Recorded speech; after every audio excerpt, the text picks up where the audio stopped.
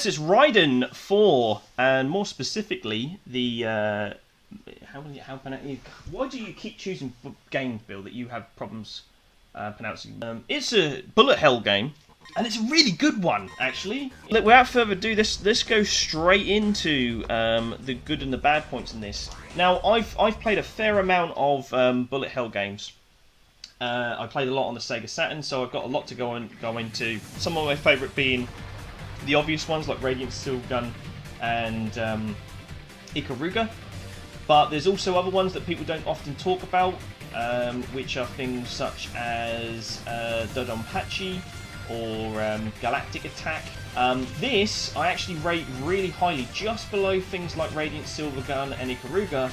Interesting backgrounds as the levels go on, big massive bosses, loads of explosions, and the bullets are actually quite well defined. Although the colours, everything's yellow, so you're kind of dodging your bullets and their bullets, and that takes a little bit of getting used to. I like when the bullets are very different colours. I mean, look at that stage down there.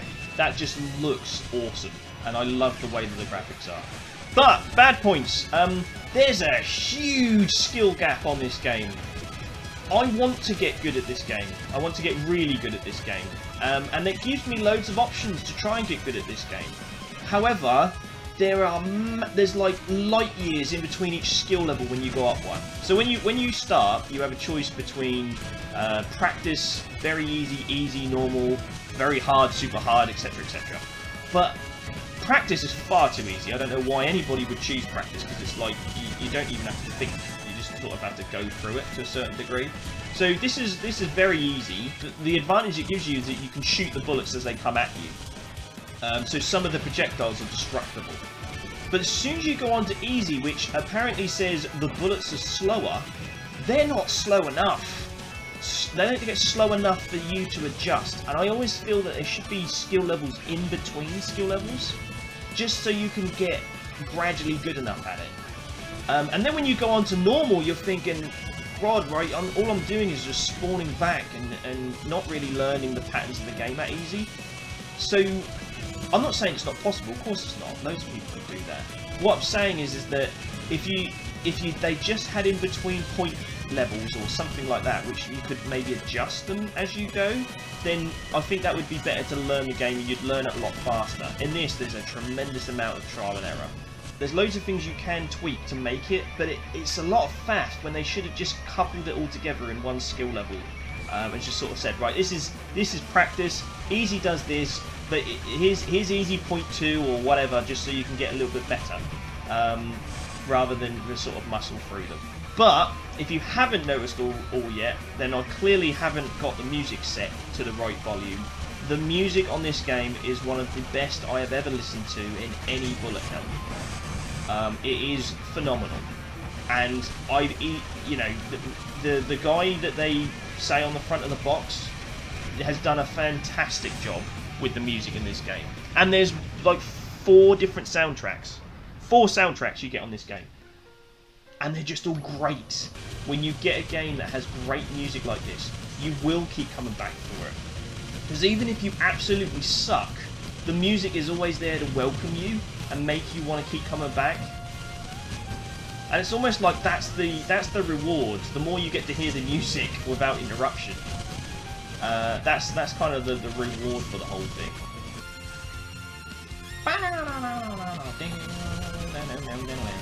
It's just what you need in a bullet hell game. You can have a terrible bullet hell game, but the music's good, you'll stick around longer than you should. So yeah, really, really cool. The bombs are a problem, and there's nothing. I mean, if I'm wrong on this, I'm happy to retract this, but I have not found any setting to make the bombs either less or more spammy than what they actually are. So here's the thing, right? You're trying to get good at this game, and it gives you the option to turn on 9 bombs and have 5 lives. Well, yeah, I think most people would probably turn the bombs on maximum the first time they play it. Fair enough.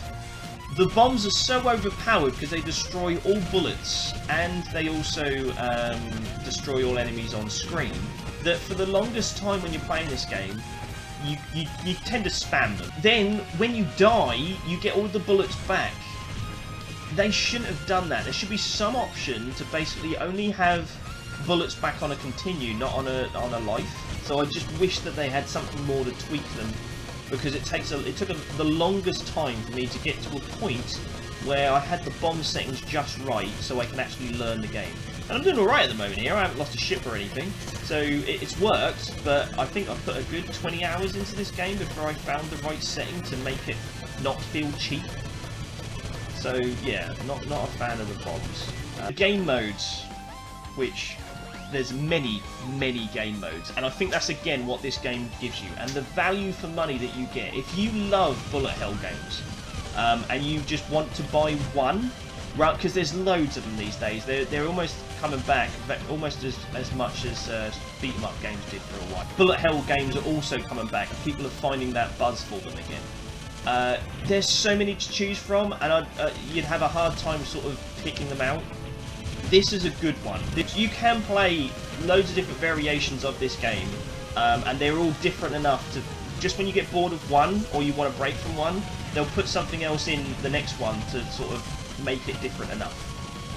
So let's go through them. Overkill mode, which is the mode we just played, where you can kill the enemy and keep killing them. You've got additional mode, which is arcade mode with 2 extra stages.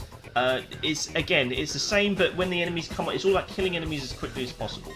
Score attack mode, where you can go into any level and play just that level and get your best score you possibly can. Arcade mode is the traditional arcade mode, no bells and whistles, only 2 skill levels, light and original, so that's for more the traditionists. Then you've got boss rush mode, which clearly is self-explanatory. World rankings, where you play a set of rules and you play one continue, you go online and try against the best in the world. Then you've got your gallery, replay modes, loads of options that you can tweak, like adding more ships and more bombs to make it more what you want it to be. And once you go into any of these modes, and I'll just go into additional mode just to show you, you also have all of these settings. So you can play solo, and if you prefer the blue ship, you can play as 2-player. Dual, which is co-op mode, so 2 people playing at the same time, or double, which I'm about to show you, which is very cool. You control 2 ships at the same time! Each stick controls a ship, and your shoulder buttons do the shoots. So this would be so much fun to get good this way, so where you can basically have twice the firepower, but you have to concentrate on 2 things at once. All of this has co-op, by the way, as well. So it's an all-in-one package. So again, if you want to get into a bullet hell and you're not too sure where to start, Raiden 4 is definitely a good pick. Definitely a good pick. Do you know what's happened? I wanted just to explain the good and bad points of this game and get to the end score as quickly as possible. The only problem is I've now got my best score I've ever done, so I'm kind of having to stick with it because I don't want to lose my best score. Scoreboards are a bit of a mess. Not so much on world ranking and score attack modes, but because Overkill and traditional arcade mode has continues on it, every time you continue, it doesn't give you the opportunity to put your name in, so your scoreboard just gets filled up with this equals C equals sign, which is basically just the continue sign. So it really messes up your traditional scoreboards, so it makes a lot of them redundant, as you'll see when I apparently stopped being good at this game and have to show you the game over screen eventually. There we go, I just spam my missile. So I've just respawned it, and this is kind of what the bosses are like for the longest time. You just coming back, hitting all your bombs, and then you haven't seen any of the patterns because you're just bombing it every time you lose a continue, which is kind of lame. It shouldn't let you have all your bombs back when you're done. So as you can see, you've got my top scores in there, but all that equals C equals thing that they've got is also my scores, but because I chose to continue, it doesn't put my name in there, which is really lame. Strong 3D graphics. I think the game looks great, and although most of the time I prefer the game not to have 3D graphics, I think this is one of the best ones in the 3D style. There's huge skill gaps in between. Although you have all these options that you can tweak, you will constantly hit a brick wall with this game, where practice is a walkover, and then suddenly they just give you all the bullets. They don't ease you into the different skill levels, and then as you've constantly hit your head against a brick wall to try and get onto the next skill level, you then upload to the next skill level, and again you've hit the wall 120 miles per hour. There's just nothing that sort of eases you into getting to know the patterns and you really have to tweak it and get past your impulse just to turn on all the bombs and all your power-ups and just keep bombing your way through it, and you won't get the point. Awesome music. If you want just to see explosions and loads of bullets on the screen with some awesome music, you can't go better than Raiden 4. The music is outstanding. With this mode, with 4 different soundtracks across the different modes, you've got loads to play for and loads to listen to. Great stuff. The bombs are a bit spammy, and you have to fight the urge, believe me, to get away from that. When you first start the game, you think this game is really hard and all I'm doing is bombing. You can quite easily complete the whole game with the bombs if you've got them set to 9 and you just bomb your way through it. You really need to tone it down to maybe 3 bombs, even though they give you the option, and learn the game. And when you respawn and you get all your bombs back, you again go back to just hammering that bomb button because it's just too convenient.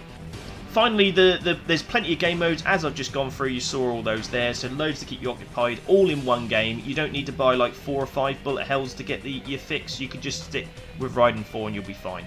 And the scoreboards are a mess. The ones that are specifically about the scoreboard, the world ranking ones, the really difficult ones, they work fine. But when you're playing on your own scoreboards offline, because of the continue screen thing, if you ever choose to continue, your scoreboard is perhaps messed up for all time. So that's a bit lame. They should give you the option to put in your own scores, much like you can with Raiden Silvergun.